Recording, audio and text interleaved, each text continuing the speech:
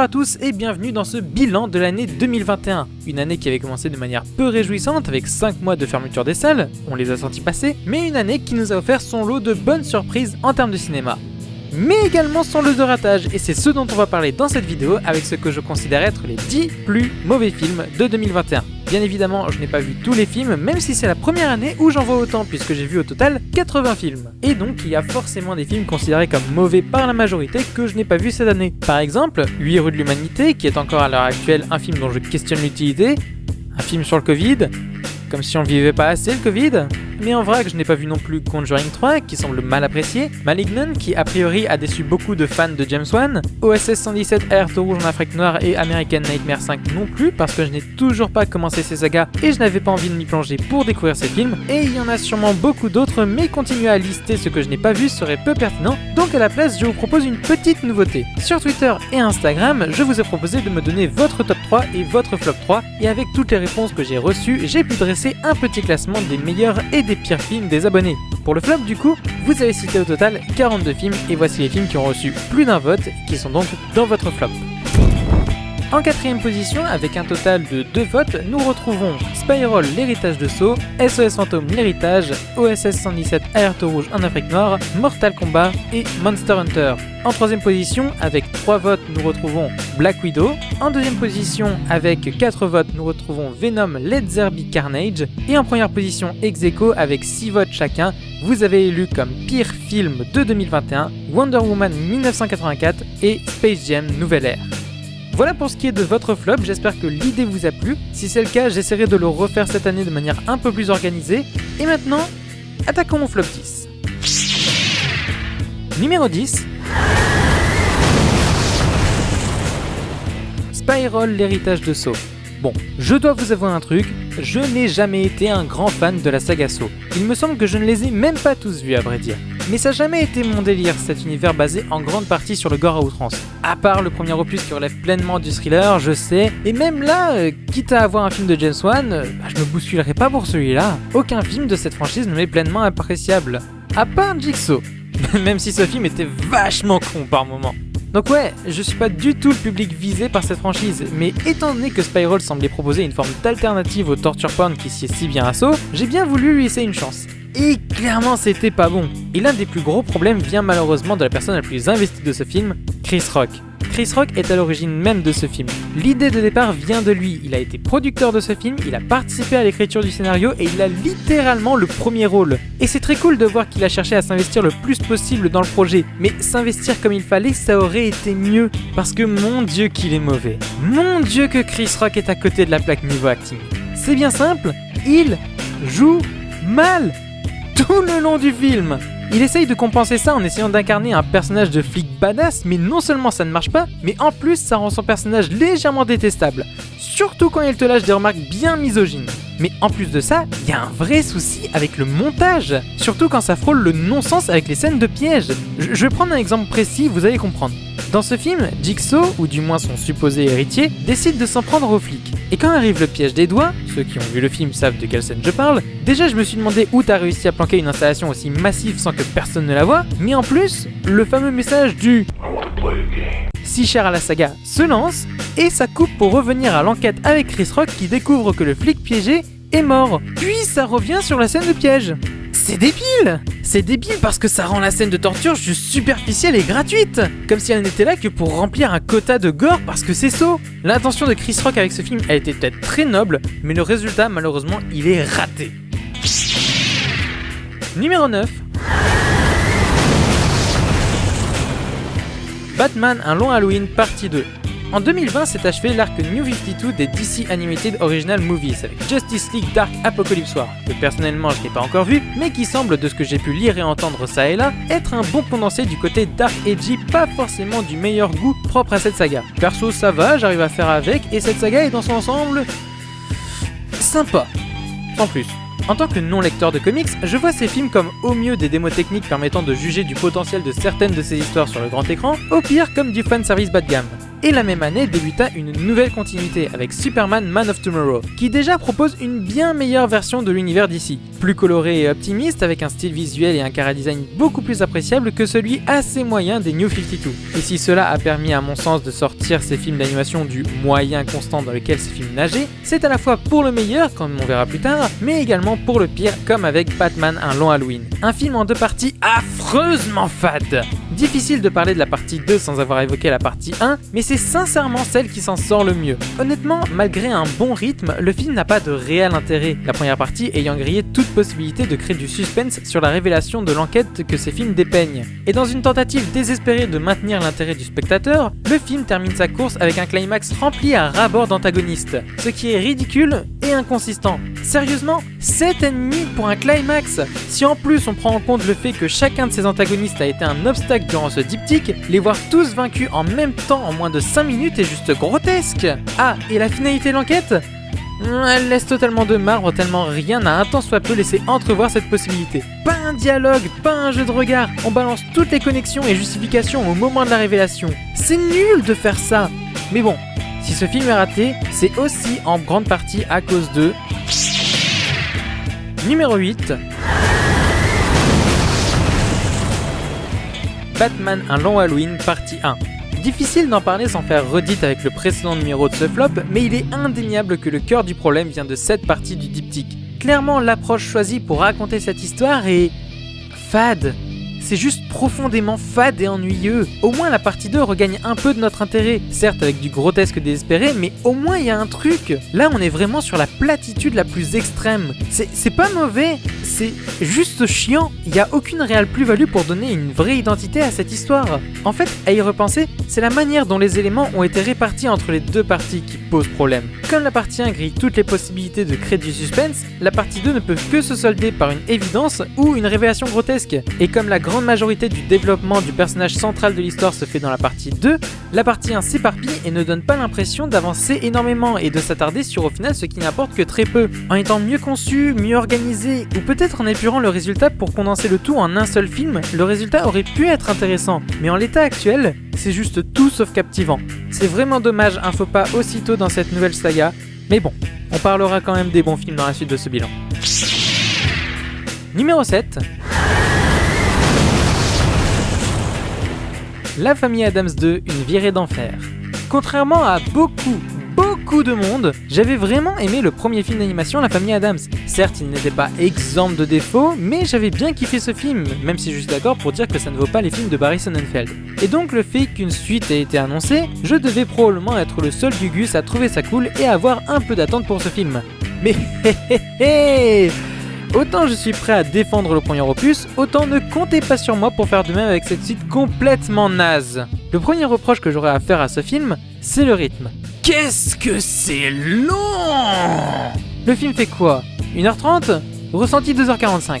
C'est insupportable. Le scénario ne fait qu'avancer péniblement de case en case d'un lieu où se déroule une péripétie à un autre, et de ce fait ça patauge constamment. Et ça n'est pas aidé par l'humour qui est, sur l'échelle du cynisme adamsien, tout en bas tant c'est fainéant. Il ne suffit pas de faire ou dire quelque chose de sordide à un Addams pour faire de l'humour à la Addams. Faut travailler ça un peu plus pour solidifier la blague afin qu'elle soit digne de ses personnages. Donc construction narrative c'est raté, l'humour c'est raté, la cohérence avec le premier opus aussi c'est raté. Je sais que tout le monde s'en fout car personne n'a aimé le premier film, mais ouais. À la fin du premier film, Oncle Fétide s'était casé et dans ce film, on n'entend jamais parler de sa femme. Et comme le film se centre encore sur un problème conflictuel entre Mercredi Addams et ses parents, on a une sensation de redite du scénario du premier opus, créant donc la sensation de régression des personnages. Et je ne parle même pas de la mise en scène tellement pauvre, se contentant la grande majorité du temps à filmer bêtement en plan fixe, c'est un niveau télévisuel. Heureusement que le personnage de Mercredi Addams est là, car même si elle n'échappe pas à certains problèmes évoqués ci-avant, elle reste le personnage le plus réussi, le plus attachant, le plus intéressant et le plus proche de ce qu'est vraiment la famille Addams. Numéro 6. Thunder Force. Quel putain de gâchis! Avec ce film, Netflix avait la possibilité de faire concurrence à de gros studios comme Marvel et DC Comics sur le terrain encore neuf des bons films de super-héroïnes. Il y avait le potentiel. La base scénaristique de l'histoire proposait une vraie forme de progressisme intéressant. Mais waouh! Le ratage a été magistral. Le film s'est planté car il sacrifie constamment ses enjeux sur l'autel de la blague, un peu comme Thor Ragnarok qui est un exemple dans le genre. Sauf que Thor Ragnarok a pu compenser ça par une mise en scène intéressante et des visuels stylisés, en plus de profiter du fait d'avoir des personnages qu'on avait déjà appris à apprécier. Et malgré la surcouche d'humour parasite, le film se concluait avec des conséquences importantes.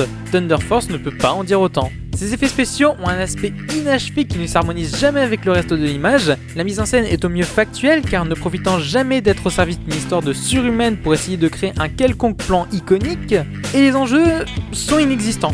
Enfin si, il y a des enjeux, mais comme tout est mis en place pour prioriser l'humour, ces enjeux n'ont aucun impact et le spectateur ne peut donc pas être impliqué dans ces derniers. Le résultat est nul. Bordel de merde, même Elektra est plus réussi, car ce film prenait vraiment son sujet au sérieux. C'est juste qu'à côté, il proposait aussi des éléments trop fantasques et kitsch qui le rapprochent plus d'un nanar. Et waouh, je ne pensais pas qu'en 2021, on arriverait encore à faire des daubes pour faire dire qu'Elektra est encore malheureusement dans le haut du panier des films de super-héroïnes. C'est vraiment rageant car, encore une fois, il y a le potentiel de faire un film capable de rivaliser avec la concurrence. C'est limpide qu'il y a un bon film sous cette couche d'humour merdique. Mais non. Faut croire que cette année, Netflix a été plus compétent pour racheter des bons films que pour en produire. Numéro 5. Spirit l'indomptable. Un des films qui a bercé mon enfance, c'est Spirit les Dragons des Plaines. Un DreamWorks magnifique qui, aujourd'hui encore, tient la route visuellement parlant malgré quelques animations par ordinateur bien visibles, avec une mise en scène splendide et une bande originale signée Bryan Adams qui... Oh, allez, un petit extrait pour le plaisir. J'en ai plein le dos, j'ai vraiment la rage. T'as vraiment pas de peau, complètement sauvage. Je donne le mot, proche-toi au dégage. Il est grand temps de renoncer mon gros, j'en ai plein le dos. Et malheureusement, DreamWorks a vu en la popularité résidente au temps de ce film un filon à exploiter. Alors ils ont commencé par faire une série d'animations où le personnage de Spirit, symbole de la quête éternelle de liberté, côtoie la civilisation moderne et se laisse apprivoiser. No God! Et cette année, DreamWorks a décidé de sortir un film dans la même veine que la dite série. No God, please no! Bon, je me suis lancé dans ce film en me disant que je n'étais pas la cible et que, à défaut de voir un film qui me plairait, je verrais un film que je pourrais au moins recommander, mais... Attendez, je vous jure que c'est pire que ce que vous pensez. Bon, on va commencer par un des problèmes les plus légers, l'animation. Clairement, DreamWorks nous a habitués à bien mieux. Et là, le travail apporté est si peu minutieux en comparaison de la concurrence actuelle, mais également par rapport aux précédents films du studio, qu'à peine sorti, le film est visuellement déjà obsolète. Oui, en termes d'animation, ce film sorti en 2021 a moins bien résisté au temps que son aîné qui arrive doucement sur ses 20 ans. Mais scénaristiquement parlant, il y a aussi un gros problème au niveau du développement des relations entre les personnages. Le film fait moins d'1h30 et avec tous les personnages qu'il introduit, il tombe rapidement sur des interactions bâclées à base de « Je suis machine !»« Oui, je sais qui tu es, moi c'est truc !» Et paf, ça fait des chocs à pic et les deux personnages sont amis. Le point culminant de cet échec arrivant avec le personnage de Spirit qui, selon le titre du film, est indomptable, 5 minutes. 5 minutes, c'est le temps qu'il faut à la première gamine qui n'a jamais approché un cheval pour l'apprivoiser. No! No! Et en outre, ça donne vraiment un côté bâtard au film, au sens où, le film n'ayant pas le temps de bien développer ce qu'il dépeint, tout est survolé et donc rien n'est impactant. Ce qui est un comble quand on sait que le film d'origine ne fait qu'1h20 et est donc plus court. Mais ce film ne s'embêtant pas à avoir 30 000 personnages et conservant une structure simple au niveau de ces derniers, un protagoniste, un antagoniste, un allié et une love interest, le film avait pleinement le temps de bien développer ces derniers, leurs relations et leurs péripéties. Aussi...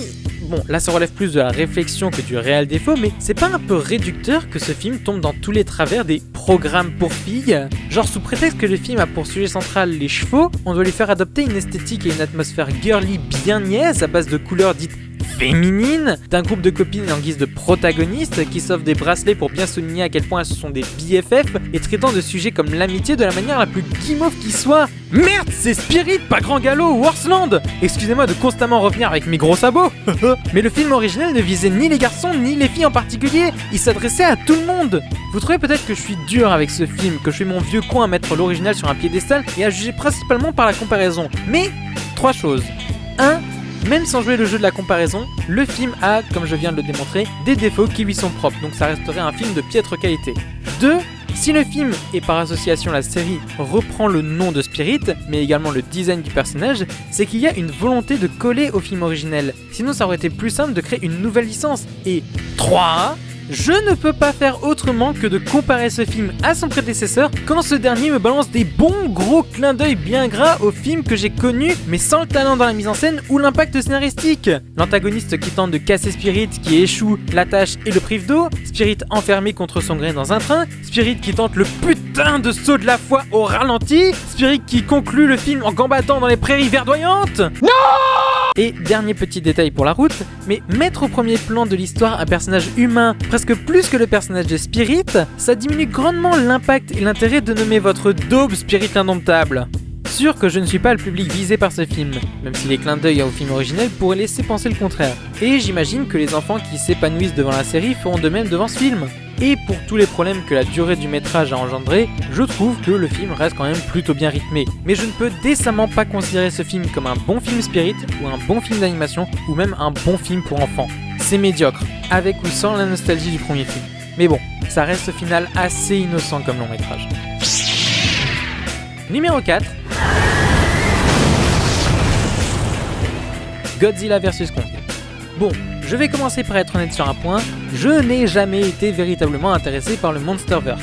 Mais cette année, j'ai pris la peine de complètement le rattraper afin de le juger comme il se doit. Le Godzilla de Gareth Edwards a été imparfait, bien qu'assez intéressant en termes de mise en scène. Kong Skull Island, à l'époque, ne m'avait pas convaincu et après revisionnage m'a à peine plus convaincu. Certes, les visuels sont intéressants, mais à côté, l'histoire est tellement pas folle.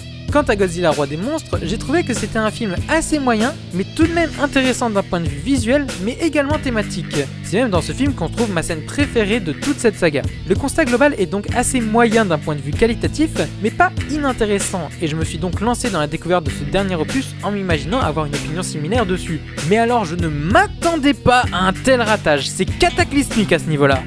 Bon, par où commencer ? La structure narrative du film est globalement assez ennuyeuse. Le film manque de peps car une grande partie de l'intrigue peut se résumer à une bête course au MacGuffin. Pour les non-initiés au langage du cinéma, le MacGuffin est un terme qui désigne un artefact qui devient la source de motivation des protagonistes. C'est dans le but de retrouver l'objet en question que se construit le récit. Et c'est une structure assez conventionnelle, il n'y a aucun mal à utiliser, mais généralement on en profite pour se focaliser plus sur le développement des personnages, sur l'action, ou bien on épaissit le récit avec autre chose à côté. Sauf qu'ici c'est pas le cas, ce qui donne au film un aspect assez mou et chiant. Et la mise en scène n'aide pas à revaloriser le tout. J'ai rien contre Adam Wingard, j'ai pas vu son film You're Next ou son reboot de Blair Witch, mais j'avais plutôt bien apprécié son adaptation live de Death Note pour Netflix. Et pour Godzilla vs Kong, ok il sait mettre en scène la chose, mais pas de la bonne façon. Jusque-là, les réalisateurs ayant bossé sur le Monsterverse se sont toujours débrouillés pour rendre justice au côté imposant des monstres qu'ils mettaient en scène. Mais là, Wingard les filme de la manière la plus factuelle possible, ce qui ne donne aucun sentiment de puissance, de majesté, aucune sensation que ce sont des titans. Et combiné au fait que beaucoup de mouvements sont lourds et lents, ça fait que l'action n'est juste jamais impressionnante. Ça donne juste la même impression que si deux personnes en costume se battaient sur une maquette. Et pour ne rien arranger concernant le traitement des deux monstres, le film cherche à les humaniser en leur donnant des comportements et des réactions typiquement humaines, le cas le plus flagrant étant au début avec la scène de la morning routine de Kong. Au mieux ça crée des plans parfaitement ridicules, au pire ça crée une vraie démystification de ces icônes. En outre, le film est globalement fade visuellement, ce qui est un comble, surtout après Kong Skull Island et Godzilla 2 qui regorgeaient d'idées visuelles, de jeux de lumière et de couleurs. On peut débattre de la qualité de ces films, mais pas du fait qu'ils proposaient beaucoup d'idées intéressantes d'un point de vue visuel.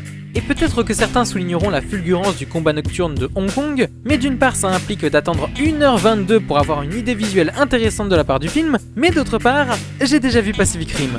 Godzilla vs Kong reste toujours très peu impressionnant.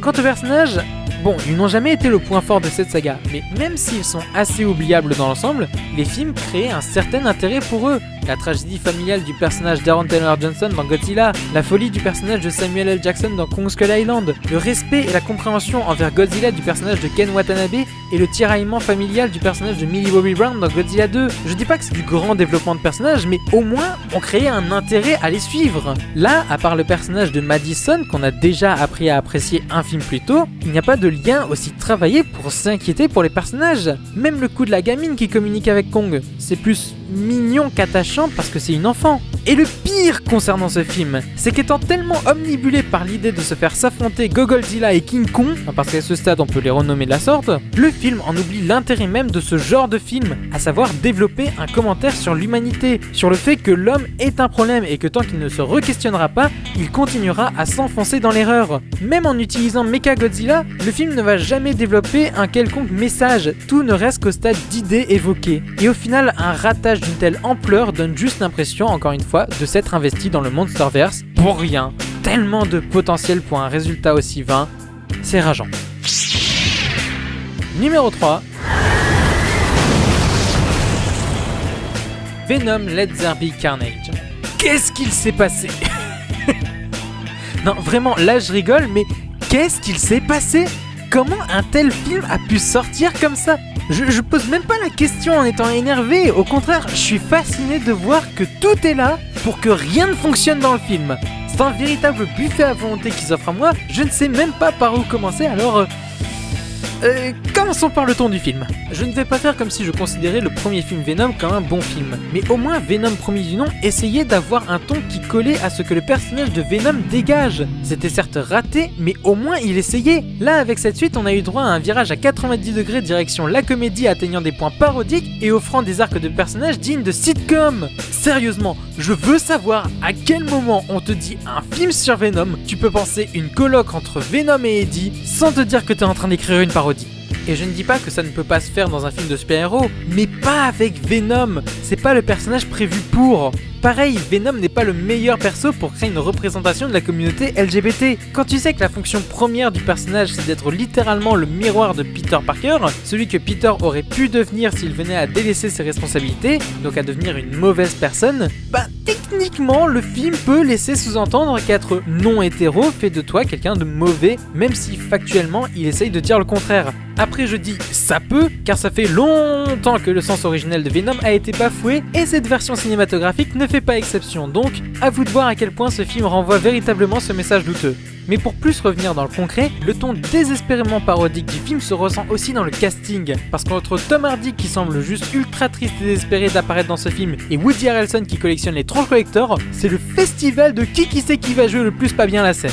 Michelle Williams doit être celle qui s'en sort le mieux vu que son jeu est le plus sobre de tout le film. Et puis, je suis pas du genre à râler quand un film prévu R-rated devient PG-13, j'ai pas trouvé ça gênant pour le premier film Venom et Spider-Man 3 n'avait pas besoin de ça pour faire un bon Venom, mais là ça manque de violence car vous adaptez Carnage qui, malgré le non-sens originel du personnage, car étant une version maléfique de Venom, est un concentré de mal, de cruauté et de violence. Sauf que comme le film est ultra aseptisé, toute cette aura de violence qui est la base même du personnage ne se ressent jamais.